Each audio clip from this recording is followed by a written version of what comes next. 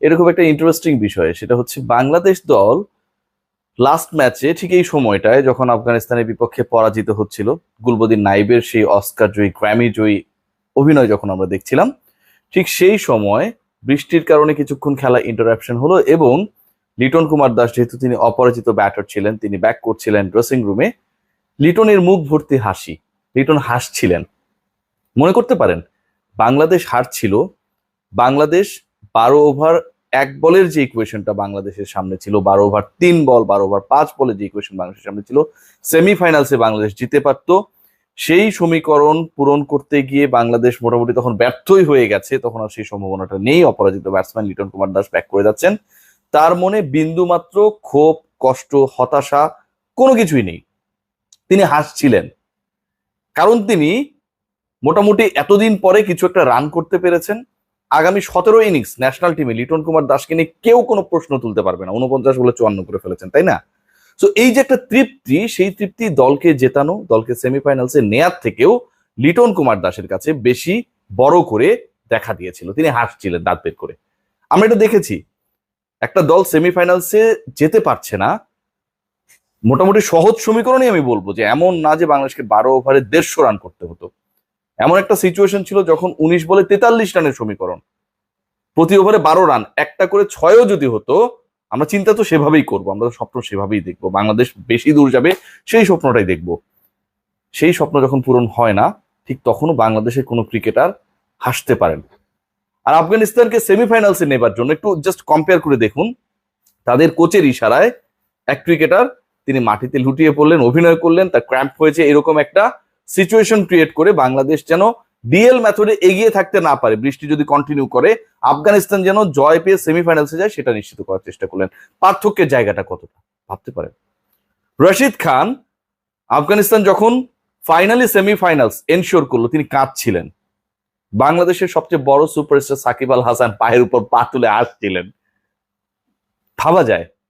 অথচ আমরা কত কম্পেয়ার করি না রশিদকে, সাকিবকে, বিপিএল, আইপিএল এ যখন তারা খেলেন, একই দলে খেলেন, প্রতিপক্ষ দলে খেলেন, উপমহাদেশীয় কন্ডিশনে তারা কে কতটুকু ইফেক্টিভ, কারা কত বড় গ্রেট ক্রিকেটার, গ্রেটনেস চিন্তা করতে পারেন। বাংলাদেশের পরাজয়ের পরে বাংলাদেশের আক্ষেপ যখন থাকে না, যখন বাংলাদেশের সবচেয়ে গ্রেটেস্ট ক্রিকেটার স্মাইলিং ফেসে থাকেন, এবং যখন আফগানিস্তানকে তার দলের ক্যাপ্টেন, অনেকটাই সাকিবের সমসাময়িক কাছাকাছি সময়ের ক্রিকেটার, তিনি একাই অনেকটা তার leading from the front role থেকে দলকে সেমিফাইনালসে তুলেন, তার চোখ পেয়ে পানি গড়ায়। কিন্তু বাংলাদেশ, তার মধ্যে আনন্দের অশ্রু থাকলেও রশিদ খানের, আমাদের কষ্টের কোনো বিষণ্ণতা থাকে না।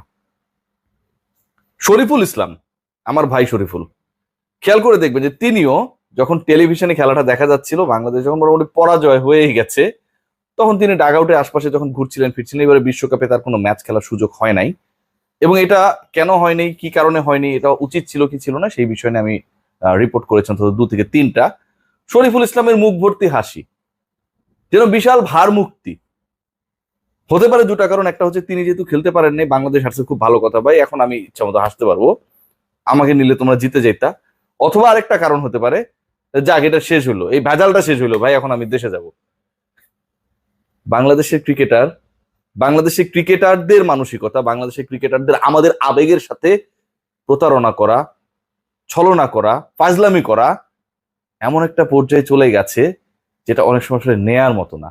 এই আমরা কত সমালোচনা করি, কিন্তু গতকাল সেই 7 সকাল থেকে শুরু করে বাংলাদেশের ম্যাচটা শেষ হওয়ার আগ পর্যন্ত সবার চোখ ছিল টেলিভিশন স্ক্রিনে, সবার চোখ ছিল মোবাইল ফোনের উপরে, সবার চোখ ছিল লাইভ স্কোরের উপরে, যে বাংলাদেশ যদি অলৌকিককে লৌকিক বানিয়ে ফেলে, অসম্ভবকে সম্ভব বানিয়ে ফেলে, বাংলাদেশ যদি এই ম্যাচটা জিততে পারে, ইকুয়েশনে মার পেয়েছে বাংলাদেশ যদি এমন কিছু একটা করে দেখায় যেখানটায় টিম টাইগার সেমিফাইনালসে খেলবে। আমরা জানতাম পারবে না বাংলাদেশ, আমরা জানতাম ক্রিকেটারদের সেই মানসিকতা নেই, আমরা জানতাম ক্রিকেটাররা আমাদের মতো করে চিন্তা করে না, আমরা জানতাম ক্রিকেটাররা এখন মোর দ্যান প্রফেশনালস, তারপরও সেই আস্থা, সেই স্বপ্ন আমরা দেখেছিলাম।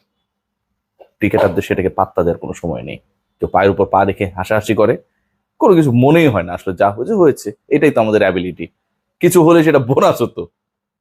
কেউ মাঠ ছাড়ার সময়, বৃষ্টির সময় ক্রিজে থাকা অপরাজিত ব্যাটসম্যান দাঁত কেলিয়ে হাসে, আর কেউ বা দলে না থেকে বিশ্বকাপে যেহেতু তার খেলাই হয় নাই, মনে হয় সেই চিন্তা থেকে মোটামুটি স্মাইলিং ফেসে ডাক আউটে ঘুরে বেড়ায়। আমাদের ক্রিকেট মানসিকতা খুবই অদ্ভুত, খুবই অদ্ভুত। আমাদেরও, আমাদের